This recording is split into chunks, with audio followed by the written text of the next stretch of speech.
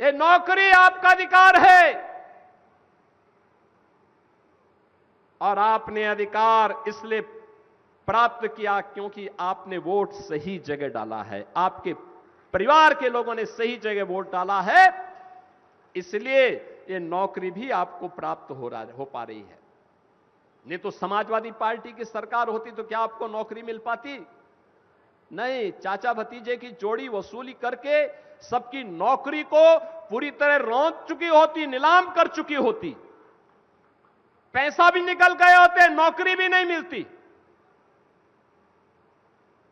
जो व्यक्ति योग्य नहीं था उसी को आयोग का अध्यक्ष बना दिया था। ये तो इनके काले कारनामे थे और यही इन्होंने जिंदगी भर किया। ये पूर्वांचल एक्सप्रेसवे जो आज पूर्वी उत्तर प्रदेश की दूरी को बहुत कम कर रहा है, बहुत कम कर रहा है। कल मैं देख रहा था, कल मैं संत कबीर नगर और खजनी विधानसभा के बीच, धनगटा और खजनी विधानसभा के बीच ऐसे ही एक कार्यक्रम में गया था और वहां पर मैं देख रहा था पूर्वांचल एक्सप्रेसवे की कनेक्टिविटी ने लोगों के जीवन में कैसे परिवर्तन किया है। बहनों और भाइयों, ये पूर्वांचल एक्सप्रेसवे समाजवादी पार्टी ने इसका टेंडर कर दिया था 2016 में। ध्यान से सुनिए, टेंडर किया था इन्होंने 110 मीटर चौड़ा, 340 किलोमीटर लंबा। इसकी लागत इन्होंने तय की थी 15,800 करोड़ रुपए में। 15,000 करोड़ रुपए से ऊपर की लागत इनके समय में आ रही थी। जब सरकार आई, बीजेपी की सरकार आई, मैंने 4-5 महीने के बाद जब मैं समीक्षा कर रहा था, मैंने पूछा भी क्या प्रगति है पूर्वांचल एक्सप्रेसवे की। मुझे बताया गया कि जीरो। मैंने कहा जीरो क्यों? कहा साहब जमीन ही नहीं है। मैंने कहा जमीन नहीं तो टेंडर कैसे हो गया? फिर मैंने पूछा ये बताओ कि जमीन के लिए क्या कर रहे हो? कोई भी हरकत नहीं। हमने कैंसिल किया। मैंने कहा पहले जमीन लो। जमीन लेने के साथ पहले अलॉटमेंट फिर से बनाया गया, ठीक 341 किलोमीटर लंबा। लोगों ने कहा कितना चौड़ा होना चाहिए? मैंने कहा पहले 110 मीटर था, उसको 120 मीटर करो। हो सकता है बाद में कभी हमें इसकी चौड़ाई बढ़ानी पड़े, कभी हो सकता है प्रधानमंत्री मोदी जी के विजन के अनुरूप हाई स्पीड ट्रेन इस पे चलानी पड़े। इसके लिए भी हमारे लिए आवश्यक है कि हम 120 मीटर चौड़ा इसको बना करके रखें। बहनों और भाइयों, हमने जमीन ली, टेंडर किया, ठीक 15,800 करोड़ रुपए का फिर वही बिड आई। मैं उसको देख रहा था, मैंने कहा यार मेरी समझ में नहीं आया कि 15,800 करोड़ रुपए 2016 में और 15,800 करोड़ रुपए यही 2018 में भी क्यों आ रहा है? 2 वर्ष के बाद भी वही बिड। फिर मैंने कहा हम लोग 10 मीटर चौड़ा भी बना रहे हैं इसको। मैंने फिर कैंसिल किया और तीसरी बार मैंने टेंडर करवाया। मैंने उसके कुछ शर्तों को सरल किया और टेक्निकल और फाइनेंशियल बिड एक साथ मंगाई। आप जानते हैं कितने में हम लोगों ने यह एक्सप्रेसवे बनाया है? 11,200 करोड़ रुपए में। 11,200 करोड़ रुपए। ये जो 3 से 4 हजार करोड़ की डकैती पड़ रही थी ना, यही समाजवादियों की डकैती है, यही समाजवादियों की डकैती है। और इसी डकैती को रोका है डबल इंजन की सरकार। और इसीलिए तो समाजवादी पार्टी को बुरा लग रहा है कि उनकी डकैती को पूरी तरह रोकने का काम ये डबल इंजन की सरकार कर रही है, इसलिए छटपटाहट है, छटपटाहट है। उसी छटपटाहट में जब इनको कुछ नहीं मिला तो जन आस्था के साथ खिलवाड़ कर रहे हैं, राम भक्तों पर आक्षेप कर रहे हैं, अयोध्या धाम को बदनाम कर रहे हैं। दिल्ली से भी एक सज्जन वहां आए हैं आज, और मैं उनसे भी कहना चाहूंगा कि दिल्ली की जनता ने उन्हें 15 वर्ष तक अवसर दिया, लेकिन दिल्ली को उन्होंने बर्बादी के सिवाय कुछ नहीं दिया, भ्रष्टाचार के सिवाय कुछ नहीं दिया। आज मैं उनसे पूछना चाहूंगा, अयोध्या को डबल इंजन सरकार ने 9 वर्ष में जो सजाया है, जो संवारा है, देखिए इस मॉडल को और फिर अपने कारनामों पर पश्चाताप करो कि अगर यही न्याय जो अयोध्या के साथ डबल इंजन की बीजेपी की सरकार ने किया है, अगर यही न्याय आम आदमी पार्टी दिल्ली के साथ करती, दिल्ली भी ऐसी ही चमकती जैसे आज अयोध्या धाम चमक रहा है। चारों ओर में 4 लेन की कनेक्टिविटी, इंटरनेशनल एयरपोर्ट, अयोध्या धाम में आप जाएंगे, यात्री विश्रामालय जो बने हैं वे निषाद राज के नाम पर, क्योंकि भगवान राम जब वन में जा रहे थे सबसे पहला विश्राम उन्होंने किया था निषाद राज के यहां किया था। वन में गए थे 14 वर्ष के वनवास के उस कालखंड के दौरान भगवान राम ने माता सबरी के बेर खाए थे, इसलिए रसोई अयोध्या धाम में बन रही है माता सबरी के नाम पर। भगवान राम के साथ संवाद, हम सबको जोड़ने का काम अगर सबसे पहले किसी ने किया है, त्रिकालदर्शी ऋषि महर्षि वाल्मीकि ने किया है, तो अयोध्या का इंटरनेशनल एयरपोर्ट महर्षि वाल्मीकि के नाम पर।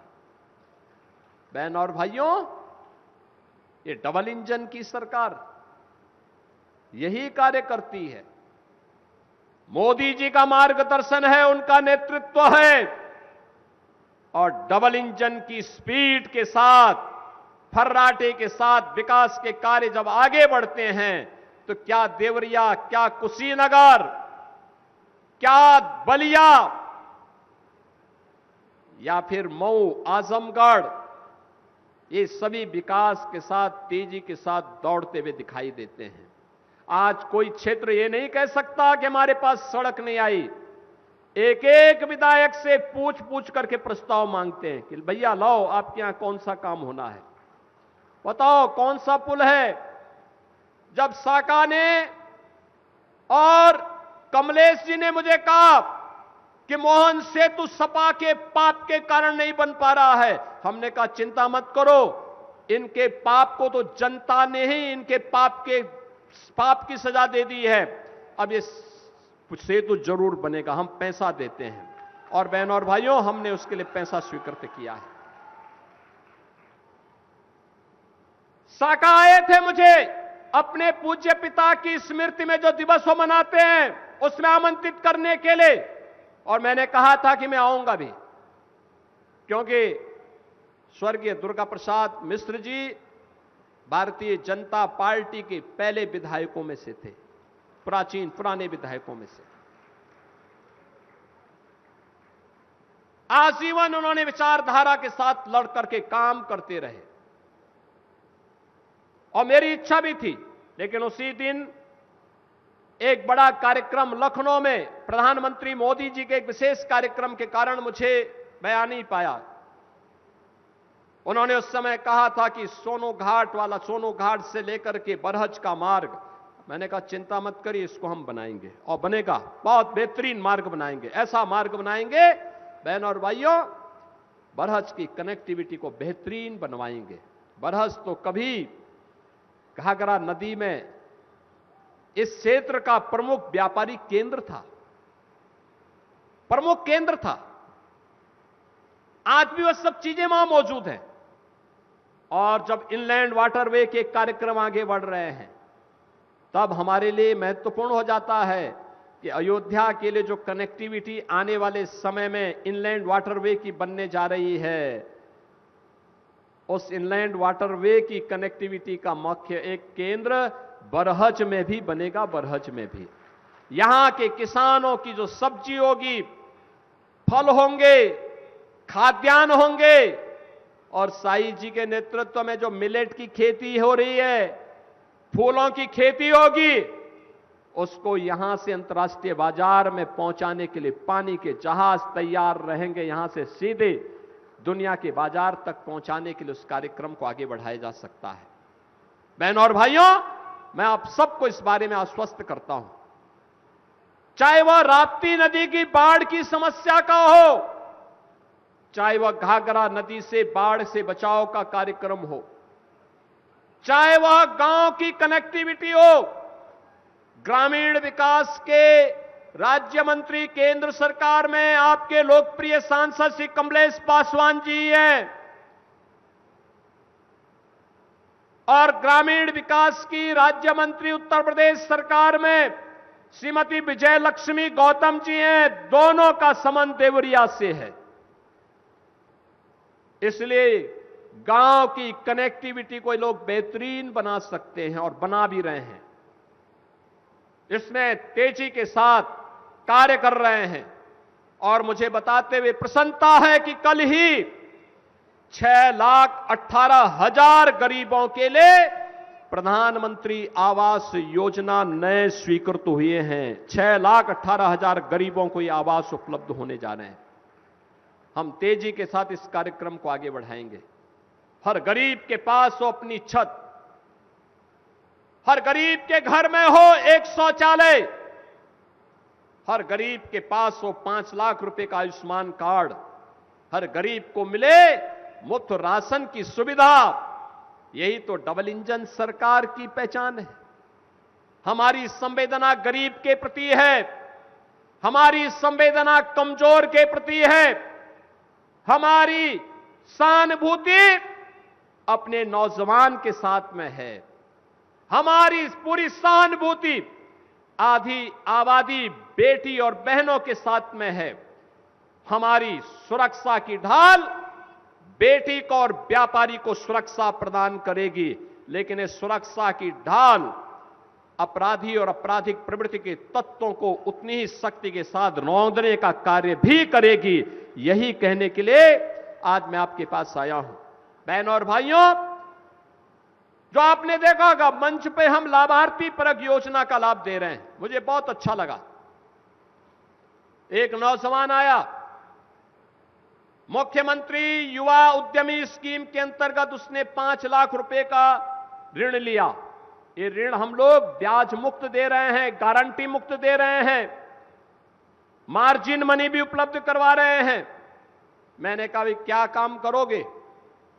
उस नौजवान ने कहा कि सामान्यतः तो मैं बीजेपी के कार्यकर्ता के रूप में काम करता हूं, लेकिन जो समय मिलता है परिवार के भरण पोषण करने के लिए मैंने अपना काम प्रारंभ किया है, वह है प्रोसेसिंग का काम, और उस कार्यक्रम को मैं आगे बढ़ा रहा हूं।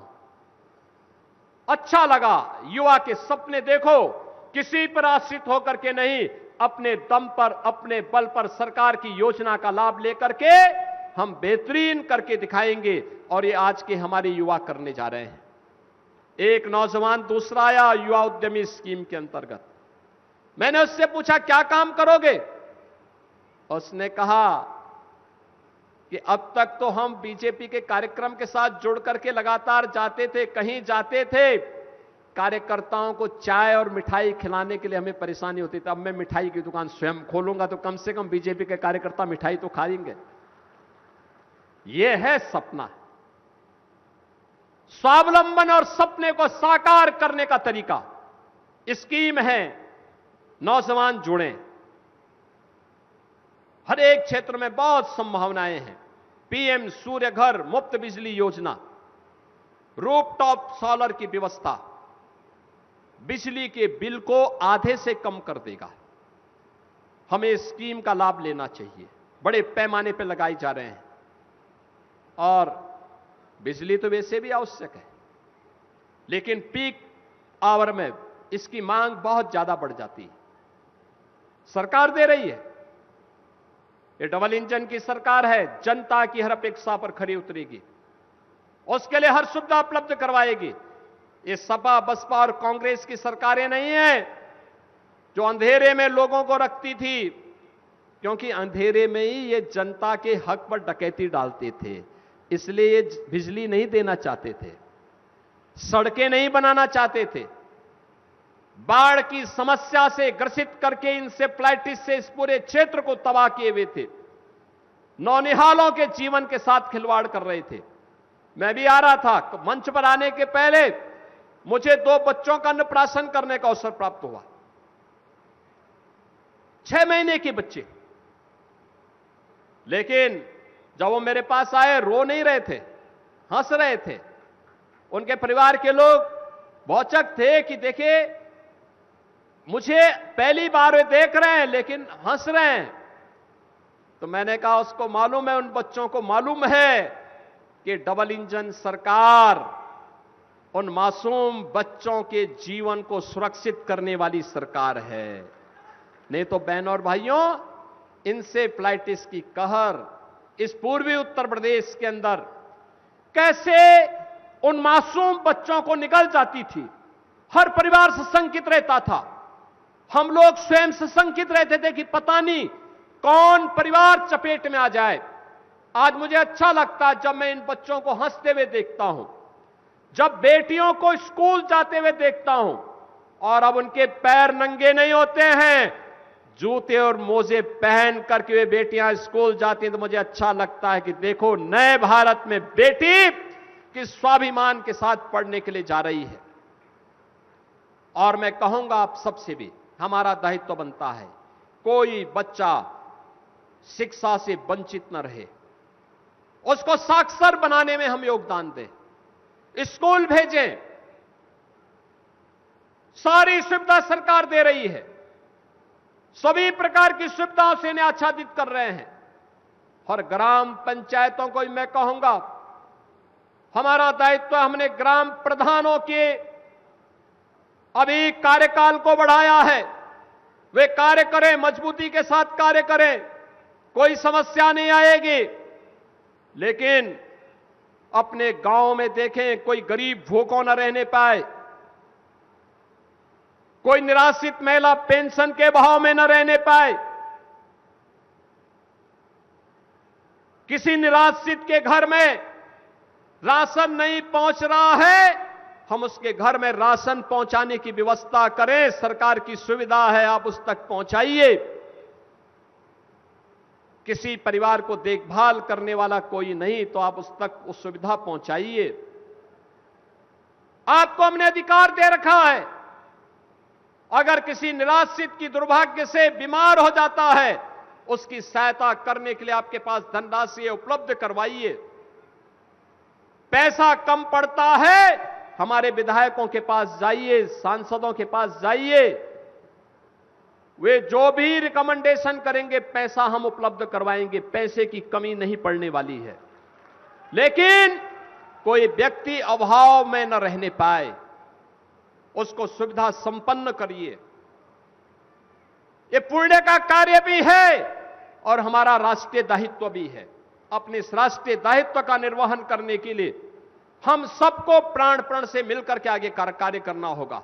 और आज इसीलिए मैं आप सबके बीच में आया हूं, आपसे कहने के लिए, ये काम इसलिए हो पा रहे हैं बहनों और भाइयों, क्योंकि आपने अच्छे विधायक चुने हैं। यहां पे श्री साका मिश्रा जी को, दीपक मिश्रा जी को आपने बरहत से चुना है, और रुद्रपुर में श्री जयप्रकाश निषाद जी को आपने चुना है। और देवरिया के लोगों का तो मैं विशेष रूप से अभिनंदन करूंगा, विशेष रूप से अभिनंदन करूंगा देवरिया वासियों का, कि देवरिया में 7 विधानसभा देवरिया जनपद ने भारतीय जनता पार्टी को जिता करके भेजा। यहां पे 2 सांसद श्री शशांक मणि त्रिपाठी जी और कमलेश पासवान जी, ये दोनों जीत करके गए हैं।